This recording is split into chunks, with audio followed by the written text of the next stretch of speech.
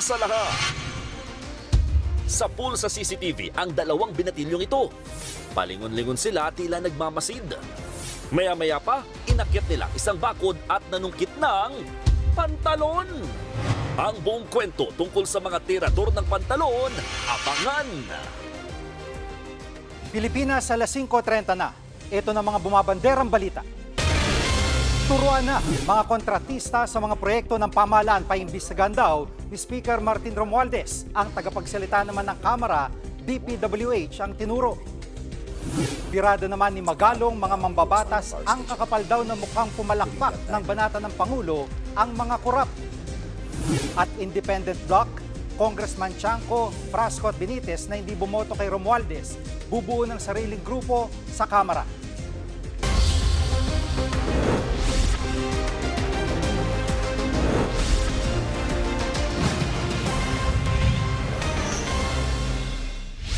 Bubusisiin ng Kamara mga maanumalyaw manong kontrata at proyekto ng gobyerno bilang tugon yan sa hamon ng Pangulo kontra katiwalian. Live mula sa Batasang Pambansa, nangunguna sa balita si News 5 House Correspondent Marian Enriquez. Marian, anong sinabi ni Speaker Romualdez tungkol dito? Yes, Jiggy, tinanggap nga ni House Speaker Martin Romualdez ang hamon ng Pangulo kontra katiwalian tulad nga ng pagpapatupad ng mga flood control projects. Kaya kabilang daw sa sisilipin ng Kamara ay yung mga ghost projects at yung abusadong paggamit ng pondo o yung paglilipad at paggasta nga ng pondo. Naiintindihan daw ng Kamara, ayon nga kay Romualdez sa kanyang talumpati kanina, alam daw nila yung frustration at yung pagkadismaya nga ng Pangulo pagdating sa katiwalian. Kaya raw ilulunsad nila itong komprehensibong congressional review sa infrastructure projects at sa flood fund implementation. Pakinggan natin itong pahayag ni Speaker Romualdez. As Speaker, I share his concern and I accept his challenge, not with defensiveness but with determination. Ang kaban ng bayan ay hindi dapat ninanakaw, hindi dapat sinasayang. Ito ay para sa mamamayan. Bawat sentimo, bawat proyekto, bawat serbisyo. We are not here to cover up. We are here to clean up.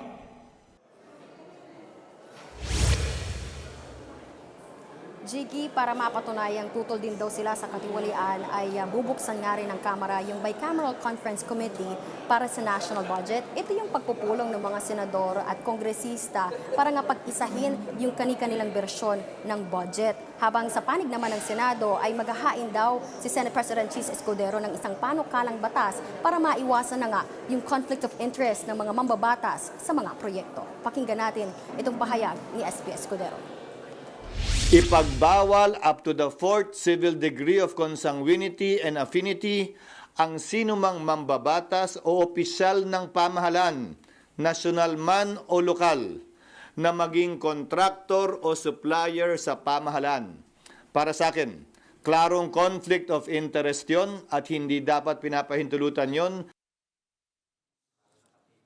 At Marian, may sinabi si Baguio City Mayor Benjamin Magalong na sangkot daw mga kongresista sa mga anomalya sa flood control projects. Bakit to nasabi ni Mayor Magalong?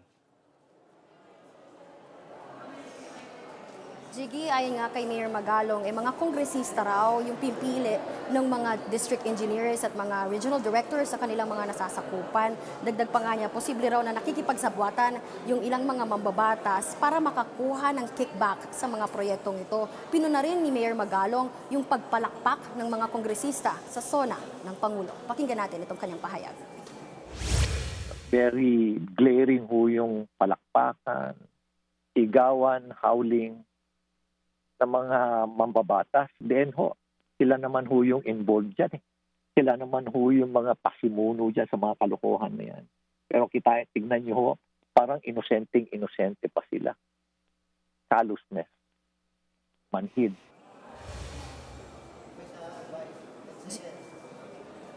Jiggy, tinanggi naman ni House Spokesperson Attorney Princess Abante yung mga sinabi ni Mayor Magalong. Tagasulong lang daw ng mga proyekto ang mga kongresista pero DPWH pa rin naman daw ang nagpapatupad sa mga ito. Balik sa iyo, Jiggy. Yan pong ulat ni Marian Enriquez live mula sa Batasang Pambansa. Handa naman daw ang DPWH sa malalimang investigasyon sa kanilang flood control projects. Live mula sa TV5 Media Center, nangunguna sa balita si Gerard de la Peña. Gerard, una sa lahat, magkano bang inilaan para sa flood control projects ng DPWH? Alam mo, Jiggy, simula 2023 hanggang 2025 ay umabot na sa 675 billion pesos ang inilaang pondo ng pamahalaan para lang sa flood control projects. Pero alam mo, nakakagulat na nitong nakaraang linggo ay isang linggong baha ang naranasan natin dito sa Metro Manila at mga kalapit na probinsya nang manalasa ang mga bagyong Krising, Dante at Emong at ang dala nitong habagat. Kaya naman sa zona ni Pangulong Bongbong Marcos ay inuutusan niya ang DPWH na magbigay ng listahan nitong mga flood control projects na ito sa loob na nakaraang 3 taon. Ayon sa Pangulo, palpak ang mga proyekto, madaling nasira at wala dapat puwang ang korupsyon sa pamahalaan. Sa datos na nakalap ng News 5, Jiggy, mayroong higit 20,000 mga flood control projects ang ahensya mula 2023 hanggang 2025. Sa panayam ng programang One Balita Pilipinas kay Public Works Secretary Manny Bonoan, ang 5,700 dito ay kasulukuyang ginagawa na. Isa sa mga nasilip natin dyan kanina, Jiggy, ay itong flood control structure na ginagawa ngayon dyan sa Barangay San Dionisio sa Parañaque. Ongoing ito, 70 million pesos ang pondo dito. Pero dapat March natapos na ito, pero hanggang sa ngayon ay ongoing pa rin ang pagpapagawa dito. Gayun din yung flood control structure dyan sa bandang Marulas Creek, dyan din sa Parañaque, ay 70 million din ang pondo rito at hanggang ngayon ay ginagawa pa rin ito. Ang flood control structure naman sa Barangay Manuyo 2 sa Las Piñas, dyan sa Gatchalian Subdivision, nakita natin ito sa listahan pero alam mo nung dinaanan natin ito kanina, hindi ito alam ng barangay pero medyo malaki ang pondong nakalaan dito, 21 million pesos ang pondo dito and yet hindi nila alam kung nasimulan na ba ito o tapos na or kung anumang status ng proyektong ito. Gayun din doon sa isa pang parte niyang subdivision, may nakita tayong booster pump. Yun yata yung tinutukoy nila pero hindi rin sila sigurado. At sinisisi pa nga nila itong booster pump na ito dahil hindi naman daw gumagana kapag umuulan dahil nga sa dami ng basura sa creek. Sa datos ng DPWH, mahigit 1 bilyong piso ang nakalaan para sa Las Piñas noong 2024 at mahigit 800 milyon naman para sa Parañaque ang flood control projects na budget, Jiggy. At Gerard, kaugnay nitong issue ng katiwalian na binigyan diin ng Pangulo, ano raw ang gagawin ng DPWH tungkol dito? Jiggy, sinabi naman ng DPWH na bukas sila doon sa anumang mga investigasyon na kailangan gawin. Pero aminado rin sila na mayroong mga nakakapasok sa ahensya dahil nakakapit sila sa mga maimpluwensya mga opisyal. Kaya ngayon daw ay maghihigpit na sila. Pakinggan natin ang pahayag ni Secretary Bonoan. Open naman po kami lahat ng investigasyon na in reality po talaga nangyayari. Hindi lang naman po sa administrasyon na ito. Sinisigurado po namin dito na yung mga nailalagay ko ng mga matao namin na professional po. At saka ako po, hindi ako masyadong pumapayag na yung mga kung ano lang nire-recommenda has to undergo scrutiny on their qualifications and their experience. Jiggy, sinabi ng DPWH na nagkipagtulungan sila sa MMDA at saka sa mga lokal na pamahalaan para nga magawa itong mga flood control projects ito at para ma-manage din ang pagbaha lalo na kapag umuulan. Sabi naman ng MMDA ay mas mabilis na ngayon yung clean up kapag natatapos itong mga malalakas na ulan at pagbagyo dahil gumagamit na sila ng heavy equipment. Jiggy. Yan pong ulat ni Gerard de la Peña. Itutuloy pa rin ba ng Senado ang impeachment trial ni Vice President Sara Duterte? Yan ang pag-uusapan ng mga senador sa August 6. Live mula sa Senado, nangunguna sa balita si News 5 Senate Correspondent Mayan Los Baños. Mayan, bakit sa August 6 pa?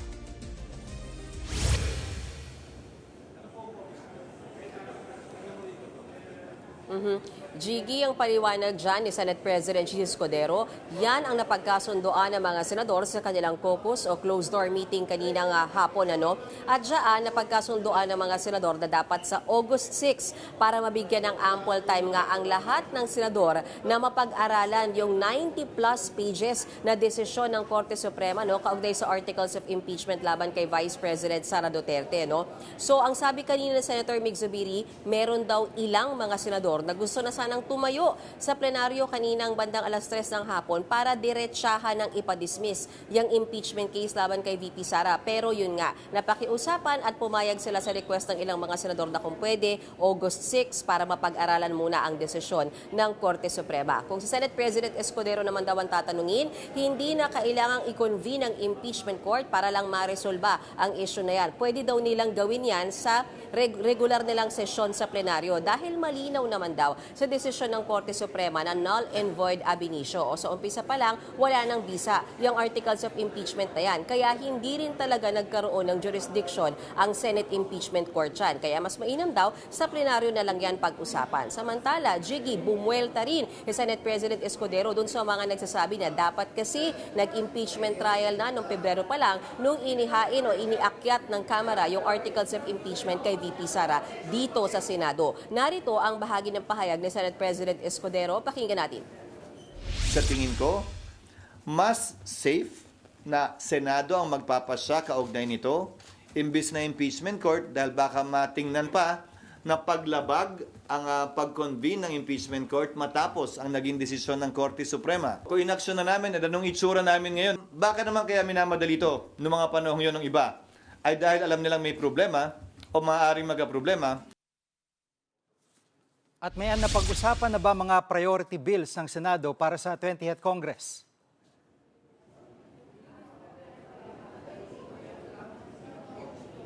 Wala pang eksaktong bills na inilabas sa atin kung ano yung kanilang tatalakayin for 20th Congress kasi kakausapin pa rin nila yung Kamara at yung executive dyan sa isang LEDAC meeting. Pero yan talaga yung goal kanila ng caucus. Pangalawa na lamang yung tungkol sa impeachment. Pinag-usapan talaga nila ano yung mga priority bills na kailangan nilang unang isulong sa 20th Congress. Napag-usapan din dyan, Jiggy, na yung mga panukalang batas na lumusot naman na sa committee hearing nitong nakaraang 19th Congress at plenaryo na lang o debate na lang sa plenaryo yung kulang, kailangan na lang daw ng isang hearing at diretsyo na agad ng debate sa plenaryo. Pera na lamang kung may mga contentious issues pa dyan. Balik sa iyo, Jiggy. Yan pong ulat ni Mayan Los Baños live mula sa Senado. Susunod, mga pulis na dawit sa pagkawala ng mga sabungero kinasuhan ng NAPOLCOM. At ilang kongresista planong bumuo ng independent block sa Kamara. Diyan lang kayo mga kapatid, dapat una sa lahat.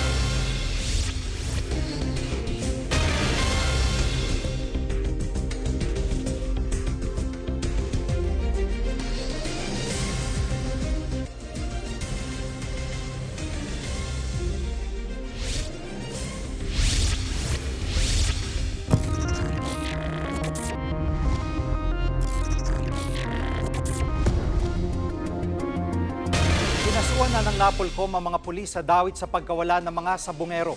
Live mula sa Quezon City, nangunguna sa balita si Gary De Leon. Gary, ano mga sinampang kaso sa kanila? Jiggy, mga kasong administratibo tulad ng grave misconduct at conduct unbecoming a police officer ang sinampang kaso ng IMIS at ng NAPOLCOM. At kapag napatunayan na guilty sila ay maaaring matanggal naman sila sa serbisyo. Police Lieutenant Colonel ang pinakamataas na ranggo sa mga kinasuhang pulis. 3 sa kanila ay mga opisyal na pulisya, habang 9 naman ang non-commissioned officers.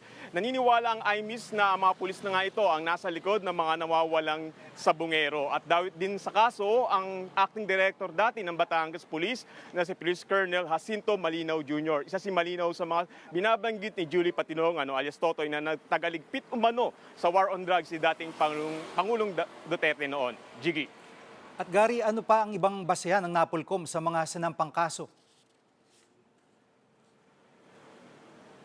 Jiggy, ayon sa Inspection Monitoring Investigation Service ng NAPOLCOM o IMIS, idinawit nila, naging desisyon nila sa inihaing affidavit, kaya nagkaroon ng probable cause dahil to sa mga inihaing affidavit ng mga pamilya ng missing sabungeros, mga nakuha nilang CCTV video noon pa at yung mga attachment sa papel na sinabmit ni Patidongan.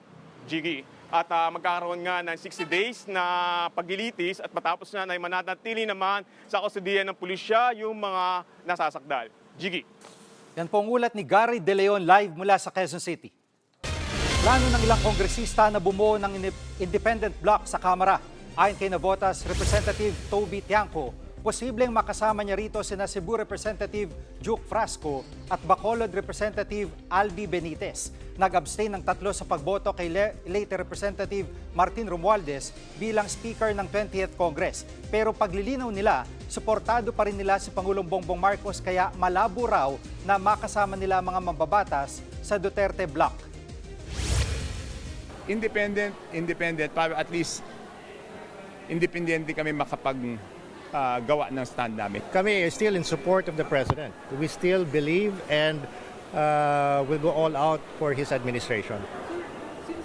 So baka iba yung kanilang direction. We will still exhaust all means and measures to push the legislative agenda.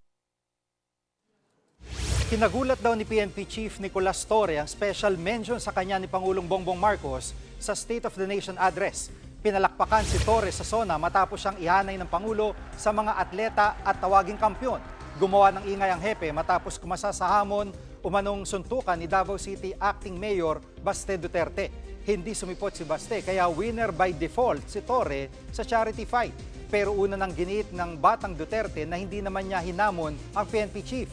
Samantala ay pinagmalaki naman ni Torre na mas epektibong drug war ngayon kumpara nung nakarang administrasyon. Oh yeah, 6 times. Ang dami nung confiscation ngayon ng shabu on the same period compared to the previous administration. Magkaiba. Mas effective tayo ngayon. Definitely. I'm very, very sure of that. Susunod, lalaking kumakain lang sa karinderya, biglang sinaksak. Huwag kayong bibitiw, dapat una sa lahat.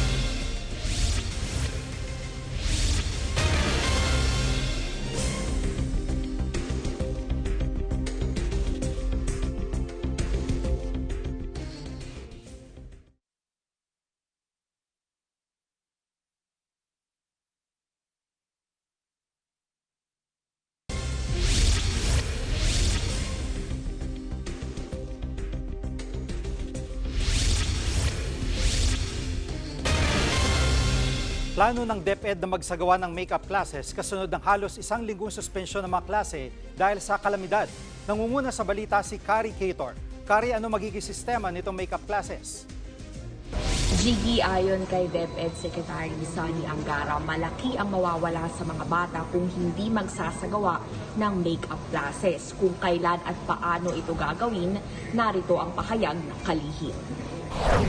Depende na yun sa mga schools kung kailan na pwedeng dagdag lang na oras sa weekdays, pwede ring gawing sa Sabado. And ititingnan din natin yung schedule ng mga teachers dahil gusto natin na nagpapahinga din yung ating mga teachers. Sa ika-4 ng State of the Nation address o SONA ng Pangulo kahapon, mismong siya na ang nagsabi na may krisis ng edukasyon sa bansa at sa datos nga ng DepEd, 90% ng mga bata ang hirap sa comprehension o pangunawa sa kanilang mga babasahin, gayon din sa mathematics. Kaya inulunsad na rin ngayong araw ang Quality Basic Education Development Plan o QBED-P. Isa itong 10-year roadmap na layong ayusin ang sistema ng edukasyon sa bansa. Kasama dyan ang pagdadagdag ng pondo sa public-private partnerships at digitalization. Kaugnay niya, nangako rin si Pangulong Marcos sa kanyang SONA na magdadagdag pa ng 40,000 na classrooms at mamamahagi rin sila ng mga laptop at internet sa lahat ng paaralan. Pansin nyo, medyo surgical yung approach. Alam naman natin na nasa crisis tayo ngayon at ang pinaka-problema natin ay quality. No? So gusto namin na naka-align lahat ang mga programa namin. Tinatrabaho na rin daw ng DepEd ang mas malaking pondo para sa kanilang mga proyekto sa 2026. Inaasahang aabot yan ng 1 trillion pesos. Balik sa iyo, Jimmy. Yan ang ulat ni Kari Cator.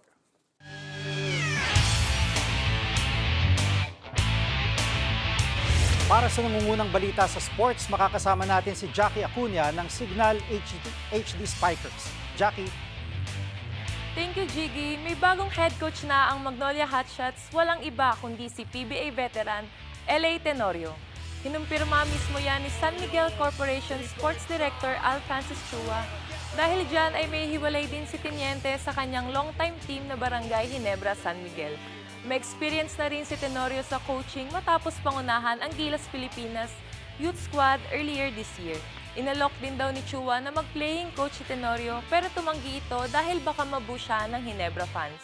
pero may posibilidad pa rin daw na mangyari yan kung sakaling may injured na players. Hindi naman sinabi ni Chua kung bakit pinalitan si Chito Victolero na 9 na taon naging head coach ng Hotshots.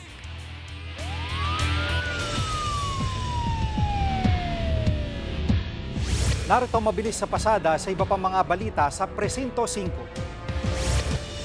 Sa pulsa CCTV, ang dalawang binatilyo na tila nagmamasid-masid sa isang kalye sa Taytay Rizal. Ilan saglit pa, inakyat ng isa sa kanila ang bakod sa isang bahay sa kasinungkitang isang pantalon. Nahuli kalaunan ng dalawa na nasangkot na dati sa pagnanakaw. Dinala sila sa kustudiya ng Social Welfare and Development Office ng Taytay. Patay ang isang lalaki matapos saksakin habang kumakain sa karinderya sa Iloilo City. Base sa investigasyon, kumain din sa karinderya ang sospek at dalawang kasama nito nang bigla sila mag-away ng biktima. Tinapon pa ng sospek ang kinakain niyang aros kaldo sa biktima at bigla ang nanaksak. Sinugod sa ospital ang biktima pero dead on arrival habang nakatakas ang sospek sakay ng motorsiklo. Inaresto ng NBI ang 5 sospek sa pamemeke ng notaryo sa Davao City. Inireklamo sila ng mga kasapi ng Integrated Bar of the Philippines dahil pinipeke umano ang kanilang mga pangalan at pirma sa pagnonotaryo. Napaglaman ding nagnonotaryo sila kahit walang lisensya o permit galing sa korte. Maharap ang 5 sospek sa reklamong estafa at falsification of documents. Nabagsakan ng puno ang isang UV Express van sa gitna ng kalsada sa Legazpi City, Albay. Pahirapan ang pagtanggal ng puno at pag-alis sa mga naipit na pasahero. Isa ang patay habang 3 ang sugatan. Galing sa bayan ng Bakakay at patungong Legazpi City ang UV Express nang mangyari ang insidente. Gary De Leon, News 5. Mga bumabanderang headlines sa Lamuna, dapat una sa lahat. Abangan niyo po kami bukas dito sa TV5, 1PH, RPTV, True TV at 105.9 True FM. Susunod na po ang Frontline Pilipinas.